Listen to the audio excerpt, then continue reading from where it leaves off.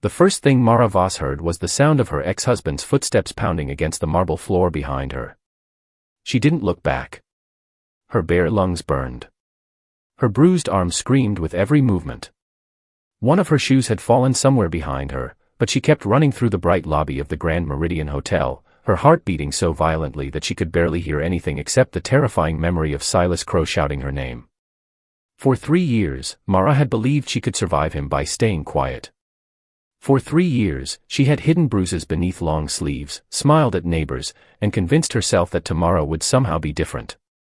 But tonight, she had finally left. And Silas had followed her.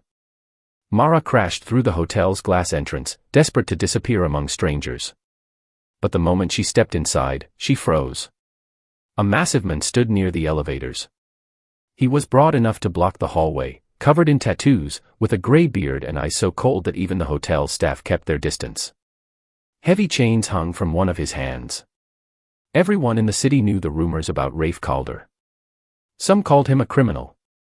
Others called him a monster. Years ago, his name had appeared in newspapers beside words like violence, gangs, and death. To Mara, he was simply the most frightening man she had ever seen. And she had just run straight toward him. Before the story continues, if you believe in kindness and second chances, please like this video, share it with someone who needs hope, and subscribe to Kindness Corner. And tell us in the comments, where are you watching from? Mara tried to turn away, but Silas burst through the entrance behind her. The color drained from her face. She stumbled backward until her shoulders hit the wall. Silas looked exactly the way he always did when he was angry, perfectly dressed, perfectly controlled, and terrifyingly calm. That had always been the worst part. No one believed Mara because Silas never looked dangerous in public. He was charming, successful, and respected. Behind closed doors, however, he had turned her life into a prison. Mara had spent years believing that a man like Silas would eventually destroy her. But that night, someone else saw the fear in her eyes. Rafe Calder. The huge man looked from Mara to Silas. He noticed the bruises on her arms. The torn fabric near her shoulder. The way she flinched when Silas took one step closer. Something changed in Rafe's expression. Silas demanded that Mara come with him, pretending she was confused and unstable. He spoke softly, almost kindly, as if he were trying to help her. Mara's knees nearly gave out because she knew that voice. She knew what happened when she refused him. But before she could move, Rafe stepped between them. The entire lobby went silent. Silas stared at him, clearly irritated, and warned him not to interfere. Rafe said almost nothing. He simply stood there, unmoving, like a wall Mara had spent her whole life searching for without knowing it.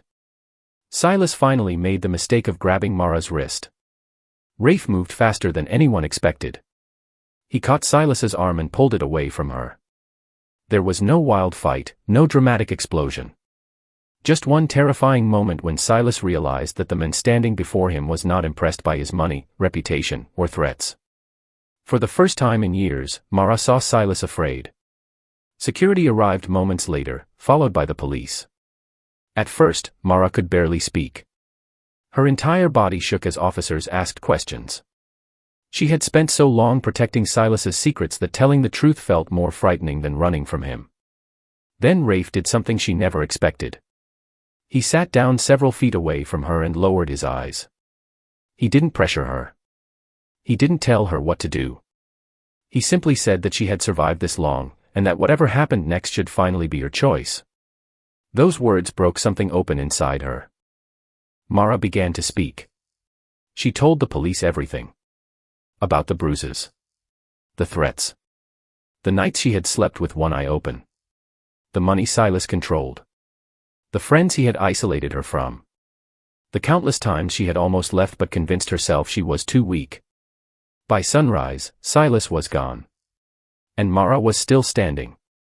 Over the following weeks, she learned more about Rafe Calder. The terrifying stories about him weren't entirely false. He had once been a violent man. He had belonged to a world filled with anger and revenge. But years earlier, after losing his younger sister to an abusive relationship, Rafe had walked away from that life. He couldn't save his sister. But he had spent the rest of his life trying to become the kind of man she would have felt safe calling. The dangerous reputation remained. Rafe never bothered correcting people. Instead, he quietly funded shelters, helped women escape violent homes, and protected people who had nowhere else to go. The world saw his tattoos and chains. Mara eventually saw his heart. Months later, she stood in front of a small group at one of the shelters Rafe supported. Her hands still trembled sometimes. Healing had not been easy. Some mornings, she woke up afraid. Some nights, she still heard Silas's voice in her memories. But she was no longer running. She was learning to live. And standing near the back of the room was Rafe, trying to remain unnoticed. Mara smiled when she saw him, because the most dangerous-looking man in the room had turned out to be the first person who had ever made her feel truly safe. If this story has touched your heart, please like, share, and subscribe to Kindness Corner. Your support helps us continue sharing stories about hope, courage, kindness, and the power of second chances. And before the ending, we have one special request. Comment, "I choose courage," if you believe that no one should have to live in fear. Mara once believed that escaping Silas would be the hardest thing she ever did. She was wrong. The hardest thing was believing she deserved a life after him. But sometimes, the moment you think you are running toward something terrifying is actually the moment you are running toward your freedom. And sometimes, the people who look the most dangerous are simply the ones who learned, through their own pain, how important it is to protect someone else. That night, Mara ran into the Grand Meridian believing she was trapped. She had no idea she was running toward the first day of her new life.